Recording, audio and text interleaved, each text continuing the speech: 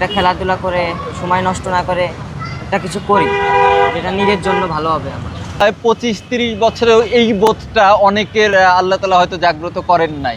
এই ছোট্ট বয়সে সেই শৈশবকে মাইনাস করে লক্ষ্যকে সামনে রেখে আজকের এই টেবিল নিয়ে বসেছে ইমতিয়াজ আহমেদ মবিন।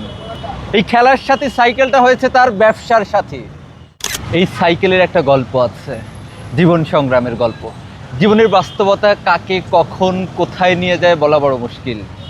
এখন আমার সাথে আছেন ছোট ভাই, কি নাম তোমার? ইমতিয়াজ আহমেদ মুবিন। ইমতিয়াজ আহমেদ মবিন কোন ক্লাসে পড়ো? হচ্ছে হাফেজি করে হাফেজি পড়ো। একজন হাফেজে কোরআন একটা ছোট্ট দোকান নিয়ে বসেছে একটা ছোট্ট টেবিলের।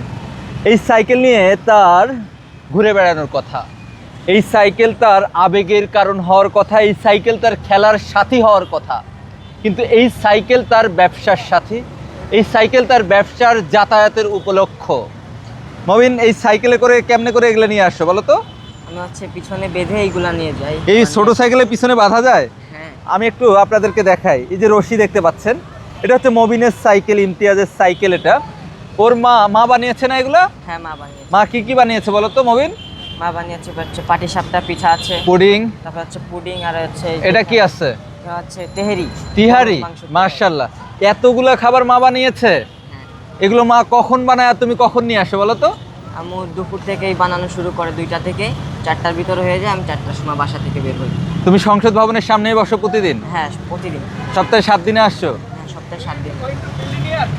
তোমার কেন এগুলো নিয়ে আসলা, মানে ব্যবসায় কেন? তোমার আব্বু আম্মু কি করেন ওনারা, তুমি ব্যবসায় কেন? আমার বাবা সৌদি আরবে থাকে, আর আমি হচ্ছে পড়াশোনা এখন একটু অফ আছে, জানুয়ারি থেকে শুরু করব। এই জন্য দেখলাম যে বাসায় বসেই আছি, এই জন্য একটা কিছু করার। এটা তো তোমার খেলার বয়স ভাই, তুমি ব্যবসা করবা কেন?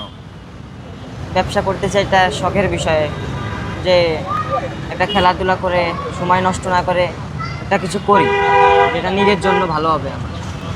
খেলাধুলা করে সময় নষ্ট না করে নিজের জন্য ভালো হবে, বসে তো আছি সময়টাকে কাজে লাগাই। মনে হয় 25-30 বছরেও এই বোধটা অনেকের আল্লাহ তাআলা হয়তো জাগ্রত করেন নাই। এই ছোট্ট বয়সে সেই শৈশবকে মাইনাস করে লক্ষ্যকে সামনে রেখে আজকের এই টেবিল নিয়ে বসেছে ইমতিয়াজ আহমেদ মবিন।